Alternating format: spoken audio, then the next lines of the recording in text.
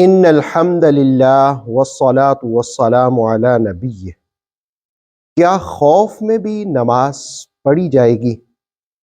سورہ بقرہ کی آیت نمبر 239 ہماری رہنمائی کرتی ہے۔ فَإِنْ خِفْتُمْ، اگر تم خوف میں ہو، فَرِجَالًا پیادہ ہو، اَوْ رُكْبَانًا یا سواری پر ہو۔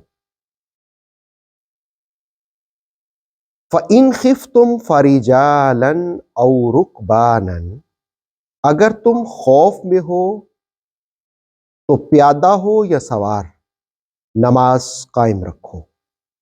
فَإِذَا أَمِنْتُمْ، پھر جس وقت تمہیں امن میسر آئے، فَاذْكُرُوا اللَّهَ، تو اللہ کا ذکر کرو، كَمَا عَلَّمَكُم مَّا لَمْ تَكُونُوا تَعْلَمُونَ، جیسے اس نے تمہیں سکھایا اگرچہ اس سے پہلے تم نہیں جانتے تھے۔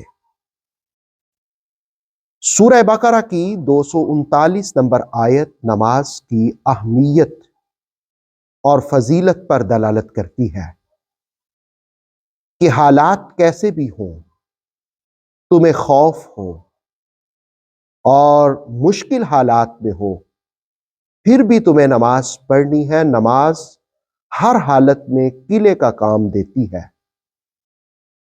اور پھر یہ بھی کہ اگر تمہیں دشمن کا بھی اندیشہ ہو تو نماز تب بھی تمہیں معاف نہیں ہے۔ تم پیدل چل رہے ہو یا سواریوں پر ہو، اور اگر سواریوں پر ہو جدھر بھی رخ ہو، لیکن تمہیں نماز ادا کرنی ہوگی۔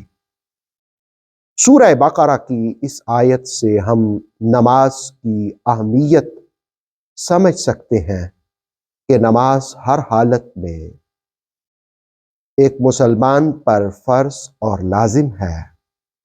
اور اس سے ما قبل جو آیت تھی اس میں کہا گیا کہ نمازوں کی حفاظت کرو، اور حافظو باب مفعلہ استعمال کیا گیا، جس سے ایک روحانی بات تفسیر تبصرہ نے لکھی کہ جو شخص نماز کی حفاظت کرتا ہے تو نماز پھر اس شخص کی بھی حفاظت کرتی ہے مختلف ابتلاؤں اور آزمائشوں سے۔